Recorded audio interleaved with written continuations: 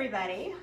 We are here in the classroom and we're going to be performing another skill. Today's skill is taking a recording, an oral temperature, a pulse oxygen saturation, and an electronic blood pressure. So we're going to get started.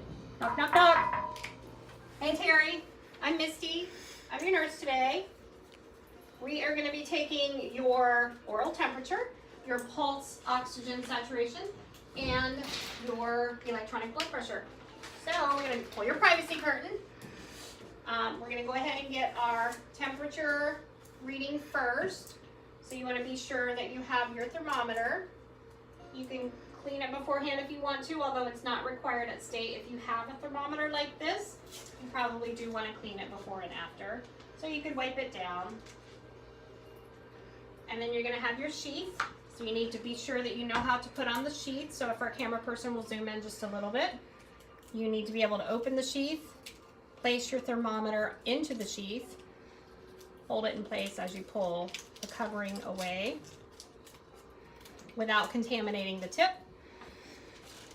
Throw your trash away. And then you should push the button to turn it on. And it's going to zero out and get ready for a temperature.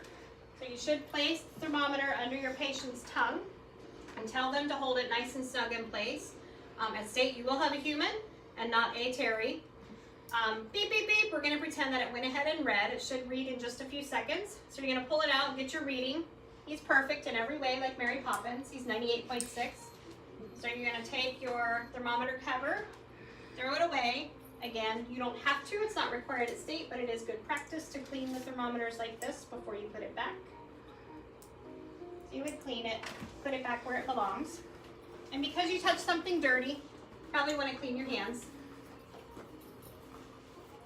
So now we're going to get a pulse oxygen saturation. Now Terry is not going to give us a good value, so I'm going to show you how to place it on Terry, but I'm really going to show you the value on me. So you would get your pulse oximeter actually. You're going to place it on a finger that's not covered with maybe nail polish, a Band-Aid, or any sort of dressing. There's no sort of visible injury, no active bleeding, things like that. You want to avoid fingers like that. There are 2 hands usually on your patient. So you have 10 digits to go for. You should be going for the first 4. Thumbs as a very, very last resort if you absolutely have to. But you would place it on the finger and just press the button and it should start to read. Now I'm going to go ahead and take it off and place it on my finger so our camera person can zoom in just a little bit.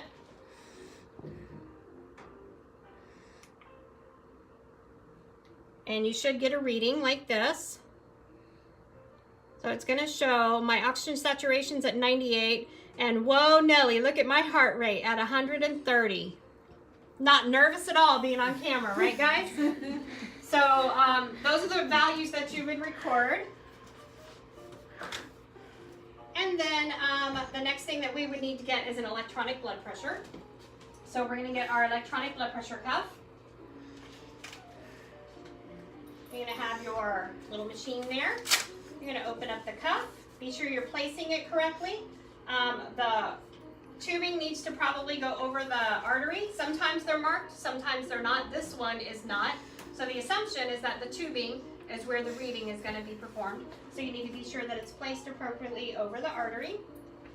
So you're going to place the cuff over your patient's arm. And I like to hold it in place as I'm tightening it. So that way I know it's in the right place. And these are pretty easy. Once you get it placed, all you have to do is press a button.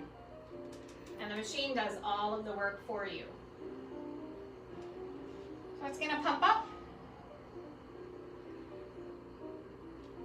And it's not going to give us a blood pressure on Terry because, you know, Terry's not alive. So we're going to pretend that we got a value of 120/85. You're going to remove the cuff.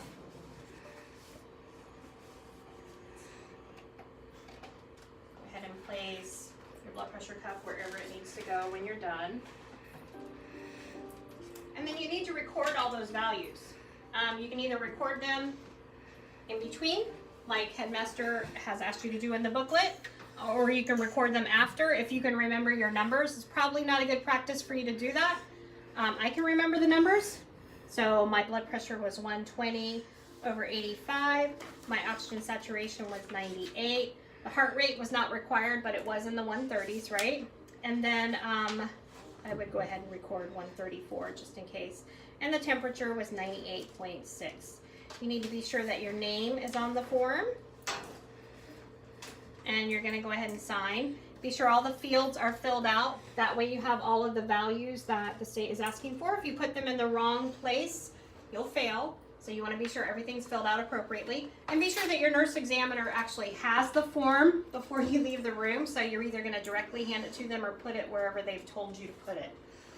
So right now we're going to put it right here. So when you're done, you're going to make sure that your patient is nice and safe, that they have their call bell in reach. You cleaned your hands, and you leave the room, and you're done.